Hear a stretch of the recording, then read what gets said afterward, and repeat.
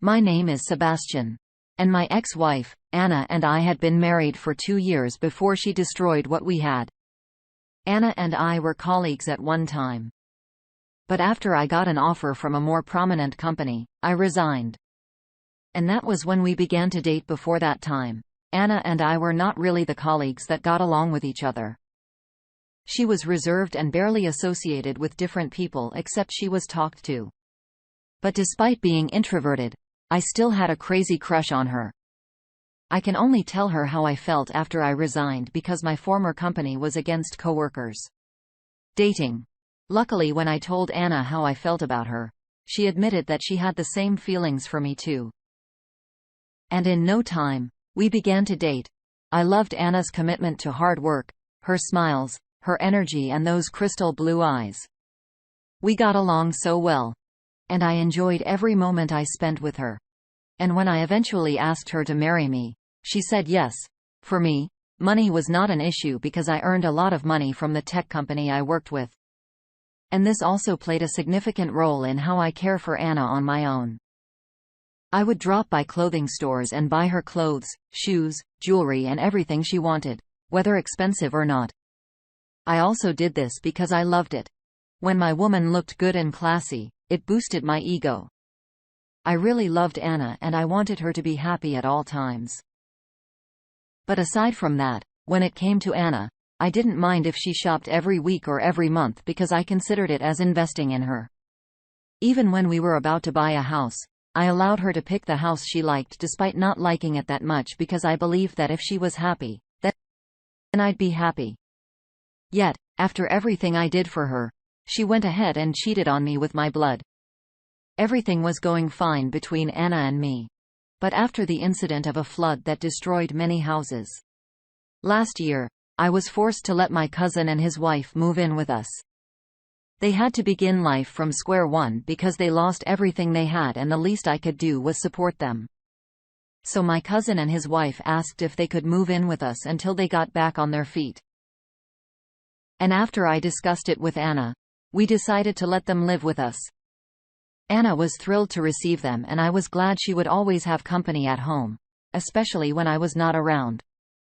Also, the nature of her job allowed her to work from home, and it felt good to know that she would no longer feel lonely while she worked little.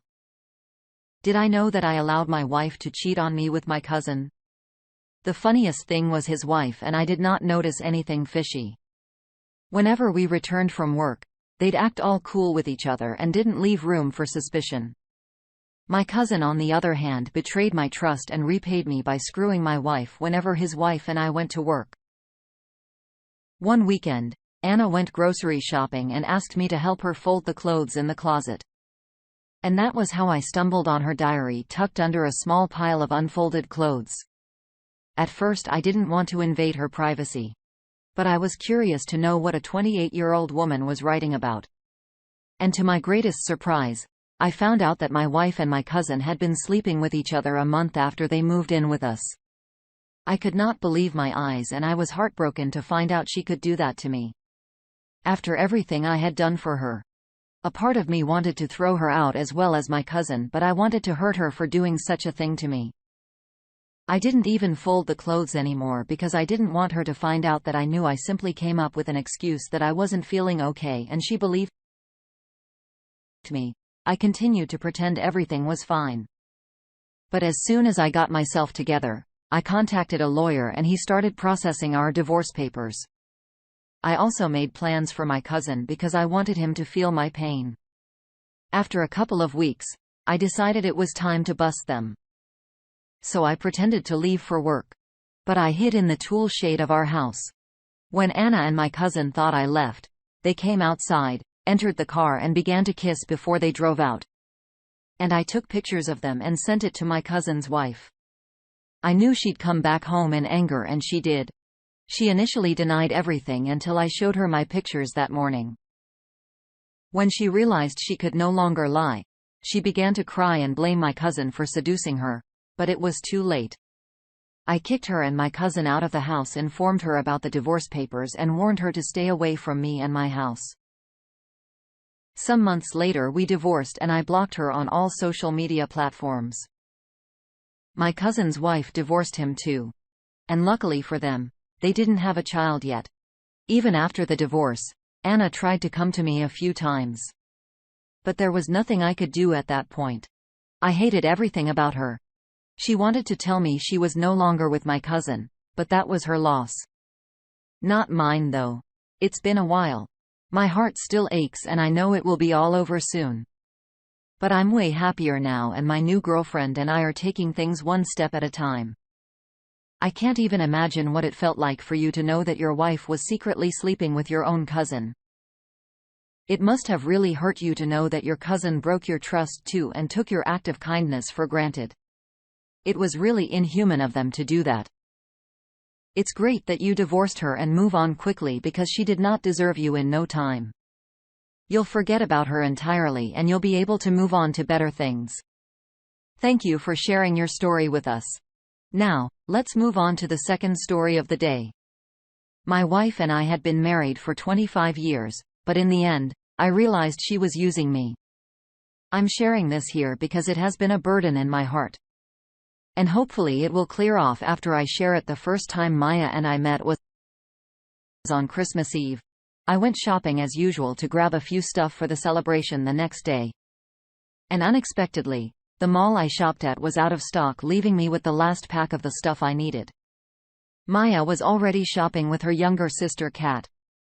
And when they realized I had the last box they needed, they were very disappointed when we were about to make payment at the counter. She kept complaining to the sales representative that her Christmas had just been ruined because of that. And she could not afford to go to the next mall, which was miles away.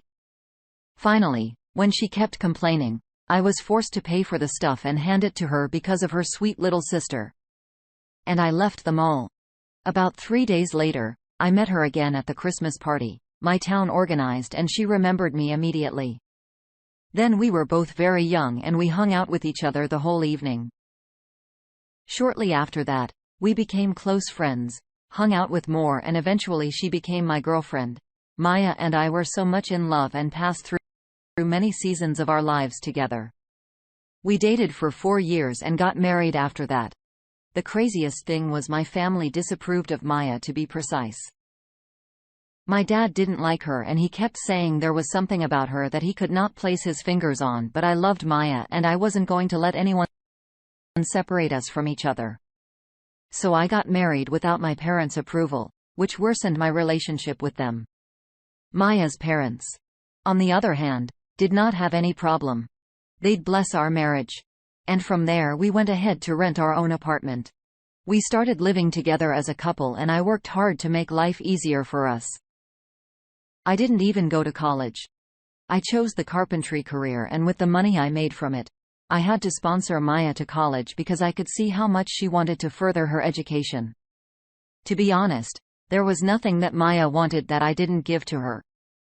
Even after several years of being married to each other, we had 2 kids together and I did my best to provide for my family.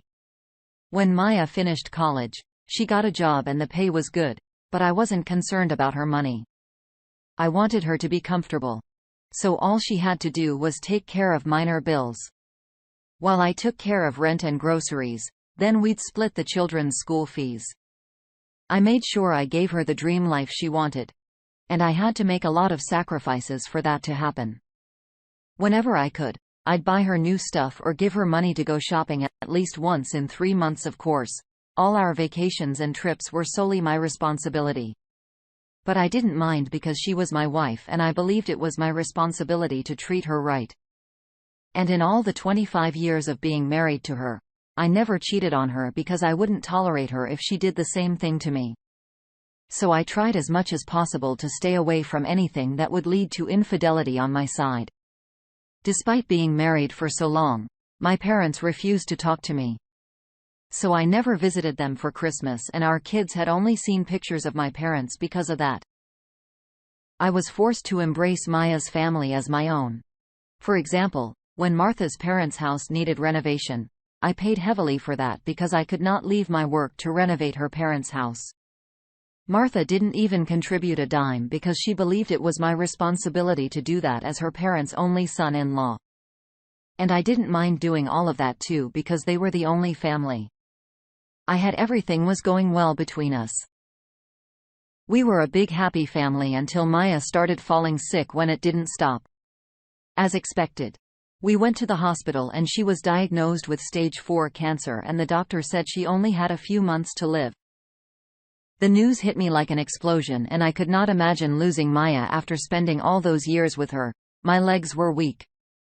So I managed to sit on one of those long seats in the lobby while I was still trying to wrap my head around the bad news. I saw a man screaming at the same doctor who spoke to me at first. I thought he had lost someone because of how heartbroken he looked. But when the doctor came to me to confirm if I was Mr. Wesley, Maya's husband, and introduced the man yelling to be Maya's boyfriend, I felt my head spin. Maya's boyfriend and I stood there for minutes looking at each other in shock. When I finally calmed it down, I asked him how he had met Maya and he said he had been dating Maya for a very long time and she led him to believe that she was single and had divorced a very long time ago. He told me about their intimacy dates and how they had lunch every day. He even said that he had gotten a ring and was ready to propose to her until he got the news of her sickness, for how he spoke. It was undeniable that he had fallen deeply in love with Maya. I explained to him that Maya and I had been married for 25 years with 2 kids and I was even planning a surprise renewal of Vu's wedding on her birthday. Evidently, we both had plans for Maya, but she used us and lied to us, even breaking our promise of never cheating on each other. Finally, after crying for a while, Maya's boyfriend told me he was leaving the hospital and would never return because Maya deserved what she got. And that was the last time I saw him. I felt so used, lied to and backstabbed, and I couldn't help but agree that she deserved what she got. I even sat there for hours trying to convince myself that I had a bad dream, but it was not a bad dream. It was 100% reality. Finally, when I could put myself together, I picked up my dignity and paid Maya. The last visit I walked to her room door and saw her 2-up and IVs inserted in both hands. I wiped my last tears there in the hallway in front of her room door. And after I was done, I went to my car and drove off. Months later, her condition worsened as the doctors had predicted and it got so bad that she got into a coma and depended on life support. Finally, when it looked like she would not get better, I signed that enough was enough and let her go. After she passed away, all of her properties and the things she owned were given to me. And I consider them as my pay for all the sacrifices I made for her. I don't think I'll ever be able to forget her and how she betrayed me. Finding out the truth must have been very hard for you, especially after 25 years of being married to Maya. To even think that you had a messy relationship with your parents because of Maya. And in the end it was not worth it. Maya deserved what she got. She played you and threw away what you had with each other after dating for years and being married for 25 years. I'm genuinely sorry. And I understand that healing from this and getting over it is not going to be easy. But I know that you can do it, and no matter how you write it, I understand how deeply it hurts. I believe you need a lot of self-love and time with your children for now. You can take a break from relationships to heal properly. Then you can go back whenever you're ready, and if you're not, there's no problem with that. Remember that you're a strong man and we are all rooting for you. Thank you all for taking the time to listen to today's stories. If you enjoyed listening, please feel free to like and subscribe. If you haven't already, also comment below with your thoughts on what happened. Take care.